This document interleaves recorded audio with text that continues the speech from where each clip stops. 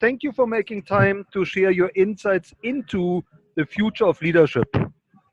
But before Yes, sir. we before we go into leadership, can you please share a little bit about your background? Where did you grow up?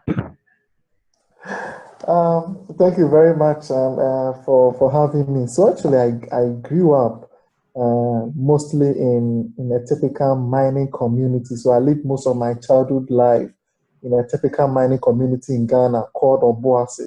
And actually, interestingly, Obuasi actually hosted most activities and still hosts activities of Anglo Gold Ashanti in a South African-based company. So I grew up in a in a mining community. And what was your dream career when you grew up? So, growing up, I mean, I saw something that was really interesting was I wanted to be a leader in a community I was in.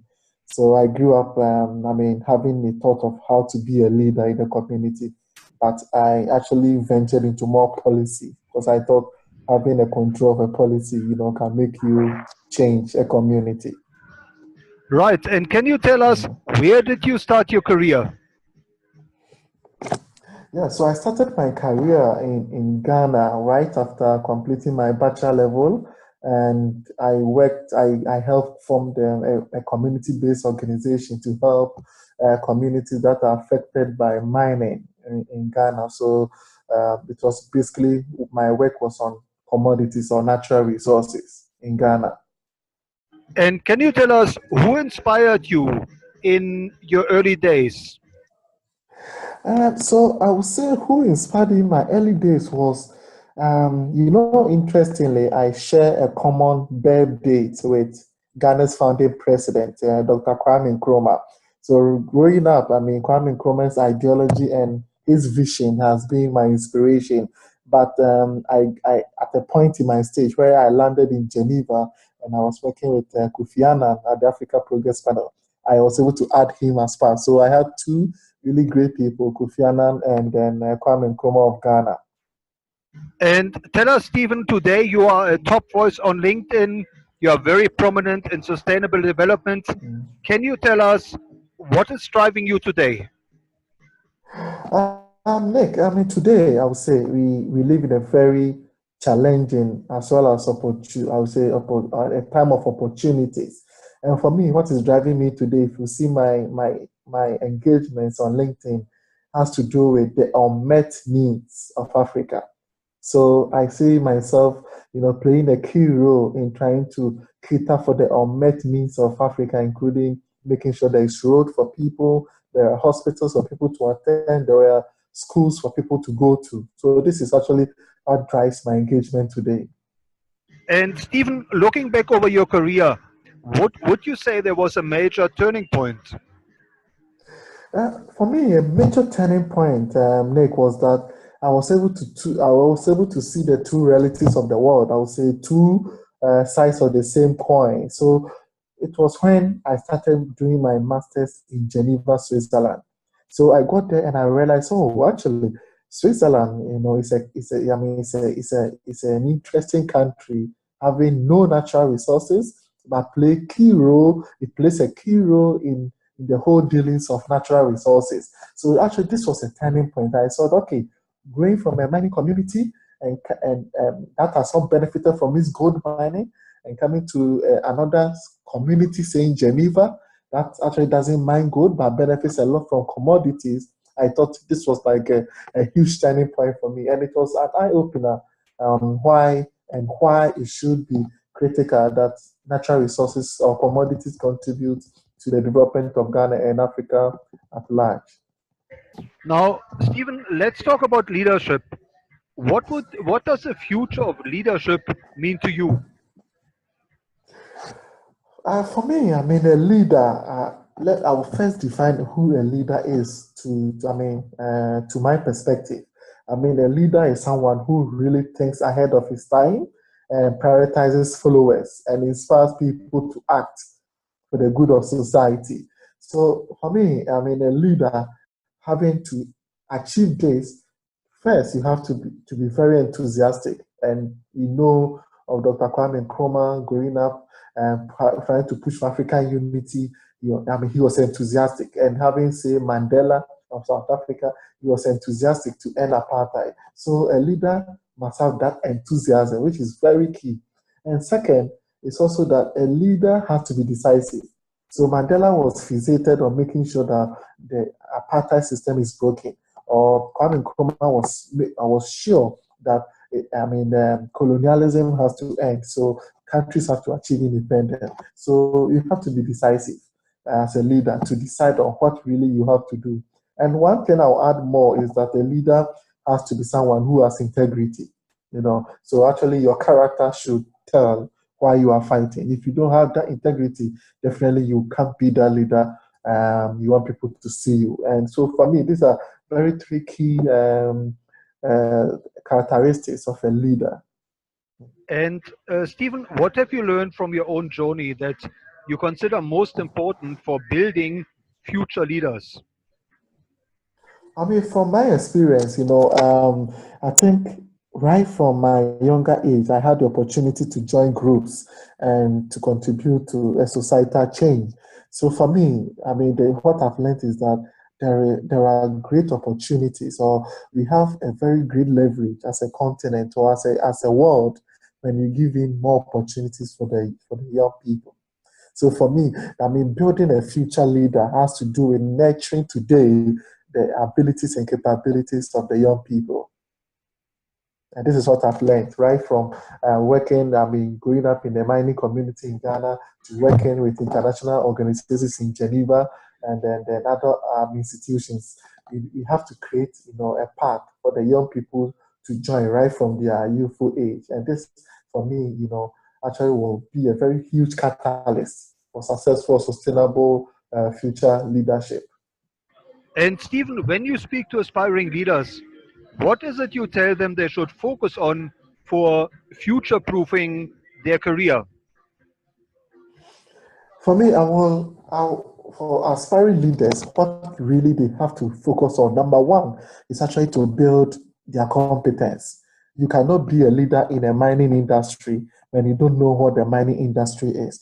You cannot be a leader of South Africa when you don't know how the economy of South Africa runs. So for me, one key is to build your competence. And when you have this competence, you have, I would say, the leverage to move ahead when it comes to decision making. So you build your confidence first. And then one thing also you have to do is to empower yourself. Sometimes empowerment can be an external factor, but it's also key that a person gets empowered by himself through, building on your knowledge base, reading and learning from other leaders. And Stephen, touching on technology, what would you say are the key technologies that you envisage will be driving the leadership of the future? For me, the leadership for the future actually is very. When I saw it, I said, "Oh, this is really interesting because it aligns very well with the growing narrative of future of jobs." So, what is the future of jobs? We have a situation where I would say machines are taking over, the normal work people could do. So, for me, when it comes to leadership for the future, we are seeing, a future where digitization will take place. We are talking about democracy or election, or we are talking about making sure that people are able to voice out their needs. You don't have to go to the communities. You can sit, at the front of a computer and then I say have a conversation one-on-one with communities in trying to make lives better for them. So for me, in the future has to do with embedding technology, which is more digitalization of democracy and then leadership. And Stephen, when you speak to future leaders, what do you tell them? How should they go about using social media for building their own personal brands? Mm. I will first have a very powerful, I would say, a code for aspiring leaders before I come to how social media could build on that. So for me, for each aspiring leader, you are here on earth to make a difference and then bring change. You have to find your niche, pursue your passion, and then you together make the world a better place. So for me, this is what I would have for aspiring leaders. I mean, let's say across the continent, in Africa here, and then the world at large. And when it comes to the whole use of social media, the most interesting thing is that the young people, the aspiring leaders have to think about the youth. And where are the youth? Today, I can tell you that we have about more than 80% of Africa's youth, or the youth in general, having a social media presence. So for me, you have to build all your strategies, build your connectivity, and build your interaction on social media. And it depends on the social media you want to build, because each social media has its own distinct advantage and then element. So when it comes about professionalism, you can use LinkedIn, to reach out to you based on professionalism or professional staff. Say, yeah, there is a job position, or we want to discuss policy changes in South Africa or Ghana, then LinkedIn is better. And Facebook is to tackle also social, challenges where there is shortage of water, or there are no hospitals. We can get you to talk about it. So for me, social media will build a very powerful platform for you to get the views of people or your followers as a leader, and then to act upon them. Now, Stephen, you have a very large following on LinkedIn and you're very active on LinkedIn. Can you maybe share the secret of your success on LinkedIn? So I mean, I was when LinkedIn contacted me, and saying, "Oh, my post or my engagements actually rose up in their statistics assessment." I said, "Okay, that's really impressive." So one thing I realized was that on LinkedIn, I share. So I read a lot and I share. So it's more of like, the I would say the physician to share content, especially when it relates to the social and economic development of Africa. So I'm very passionate about Africa. So I make sure that whatever I read about Africa, whether positive or negative, actually has to be shared on LinkedIn. And this drives engagement, because you can see people interested that, oh, they want to see an Africa, they want to see a new Africa, the Africa we want. And LinkedIn for me is the most powerful platform to make this happen. And for me, I was really honored that I was, say, the African to join, or to be recognized by LinkedIn as a top voice in the economy and finance category. And for me, I look forward to engaging more with future leaders and the Africa's youth. Now, Stephen, as a mentor to future leaders, can you maybe share a success story or two where you mentored somebody and that person took your advice to heart? So for me, is actually, it was a personal encounter with former UN Secretary General Mr. Kofi Annan of blessed memory. So I mean, he was a mentor. I followed him in most of his work, right from Ghana, and I luckily had a chance to also go to the same school he schooled in Geneva. So for me, one thing about him, what he really was, I mean, he embodied an element of peace, and development. So aside from, because he will tell you that there can never be development without peace. So as a continent, I mean, one thing I really will share, which I learned from a personal and a very inspiring mentor, Kofi Annan, is that we ought to drive or embed peace in our development process, because development can never happen in a war zone. People can never get good drinking water when there are wars or there are conflicts. So we should try, embed peace in our development trajectory. And for me, I'm certain that, I mean, with the continent, with democracy growing, people knowing, I mean, how to fight for their right, we will very soon, I mean, have the benefits of development that is embedded in a peaceful atmosphere. And Stephen, who are the role models of leadership that you would suggest future leaders should study and maybe learn from?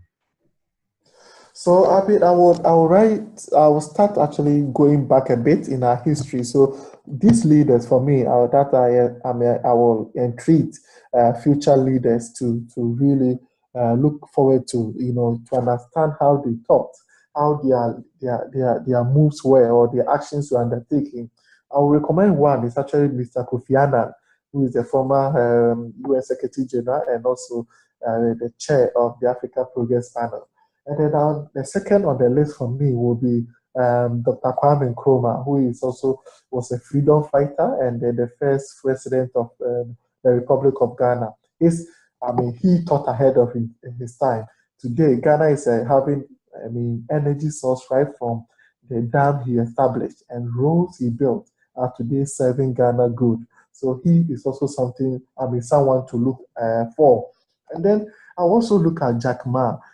Jack Ma of China, or the founder or the founder of Alibaba, actually, he started, trying to convince people how the future will look like. So he was also very futuristic and very certain that the internet will drive e-commerce in the near future. So I'm not certain that Alibaba is today one of the biggest conglomerates you can find in the world. So he also is someone to look forward to. And then the third will also be a former leader of Burkina Faso, who for me also was as an embodiment of how to lead a selfless leadership. So for me, he is Thomas Sankara, and Thomas Sankara, actually show the world, and even Africa as a whole, how to build societal change, grounded in selfless leadership. So he is someone to look up to. And then, lastly, I will look at also the founder of Amazon today, who is actually connecting the world. So he's making today the world a borderless one. So, Amazon and Jeff Bezos actually is having this impact. And today, with Africa, for example, having problems with integration and trade within, Amazon and Alibaba could be an inspiration of building a very African-led e-commerce platform or structure that will help connect people and also connect goods and services from one place to the other within the African region. Now, Stephen, how can our listeners connect with you, and where can they best follow your thought leadership?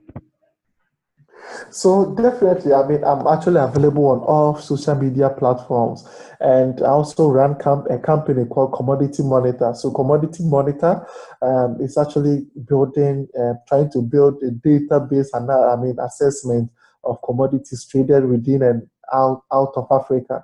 So you can find more on commoditymonitor.org.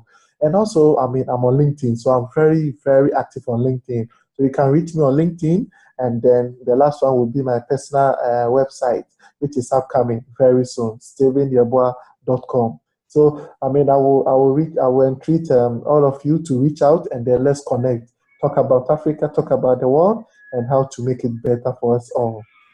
And Stephen, can you tell us what is your greatest wish for Africa? For me, my greatest wish for Africa is to see the Africa I want, or the Africa we want. So, what is the Africa we want? The Africa we want is an Africa that has hospitals for people, an Africa that has schools for people to be educated, an Africa that has roads and railways to connect people from one place to the other, an Africa that has energy to light up homes and power businesses, and an Africa that has food, that grows food for itself and able to feed itself and export this food to other African countries. And then Africa that uses this food to fight malnutrition and hunger. So for me, this is the Africa I want to see. An Africa booming with businesses, an Africa that has its youth empowered and driving political change and economic change. Now, Stephen, last but not least, what are the initiatives you would like to see the Future Leadership Forum to focus on between the likes of education, health, and others? I think for me, as a leader, you have a core responsibility to make sure that your followers have an improved lives. So in the case of education and health, for example, I think for the this platform, aspiring leaders or future of leadership, is very key to ramp up the whole debate about increasing investment in education and health. Investment in education and health is woefully inadequate. So I think it will take us, the young leaders, to put much pressure and to also venture into investments in health and education. If it has to do with Stephen Yeboah setting up a hospital somewhere in South Africa, this is what we need. Or if it has to do with you as a leader having a small community school for a village or a local community, this is what we need. And this is how together we can change Africa and make Africa the one we want. Well, Stephen, thank you so much for sharing your insights and your wisdom into the future of leadership and for helping us build a better world and especially a better continent, Yeah. and for inspiring so many people, especially on LinkedIn, to Yes. I really mean, make a difference. yes, thank you very much, Nick. I mean, I saw your initiative, and for me, it's very fantastic. I really look forward to the event next year, and then I'll be happy to collaborate together to cross share information on future leadership in Africa on LinkedIn and beyond. So feel free to contact me. I have the platform. I have the followers, more than 440,000. I'm ready to engage, and these are Africans. So together we can, get the Africans engaged, start an initiative, even an online initiative, to do something for the continent. And for us, I mean, Africa for me, I'm a fundamental optimist also, and Africa definitely will change. This will never be the Africa in the next 10, 20 years.